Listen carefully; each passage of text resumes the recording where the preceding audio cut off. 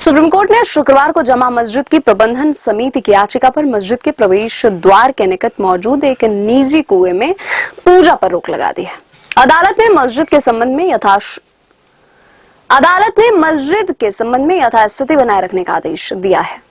प्रधान न्यायाधीश संजीव खन्ना और न्यायमूर्ति संजय कुमार की पीठ ने अदालत की अनुमति के बिना कुएं के संबंध में कोई कदम नहीं उठाने का निर्देश दिया है और प्राधिकारियों को 2 सप्ताह में स्थिति की रिपोर्ट देने के लिए कहा गया है। शाही जामा मस्जिद की प्रबंधन समिति ने अपनी याचिका में संबल सीनियर डिवीजन दीवानी न्यायाधीश के 19 नवंबर 2024 के आदेश को चुनौती दी थी, जिसमें मस्जिद का सर्वेक्षण करने के लिए एडवोकेट कमिश्नर की नियुक्ति की अनुमति दी गई थी। दलील दी गई है कि सर्वेक्षण के कारण हिंसा और जानमाल की हानि हुई, जिसके कारण शीर्ष अदालत को तत्काल हस्तक्षेप करना पड़ा। प्रधान न्यायाधीश ने कहा कि ऐसी किसी भी गतिविधि की अनुमति नहीं दी जाएगी, कृपया स्थिति रिपोर्ट दाखिल करें। पीठ ने कहा कि कुएं के संबंध में यथास्थिति बनाए रखी जानी चाहिए और इससे संबंधित कोई भी नोटिस प्रभावी नहीं होगा।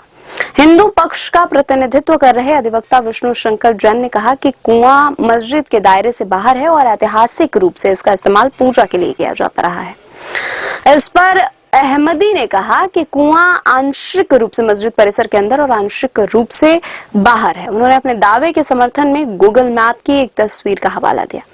याचिका में कहा गया है कि संभल के जिला मजिस्ट्रेट को उचित निर्देश दिया जाए, वह यह सुनिश्चित करे कि मस्जिद की सीढ़ियों प्रवेश द्वार के पास स्थित निजी कुएं के संबंध में यथास्थिति बनाए रखी जाए और माननीय न्यायालय की अनुमति के बिना इस संबंध में कोई कार्रवाई न की जाए।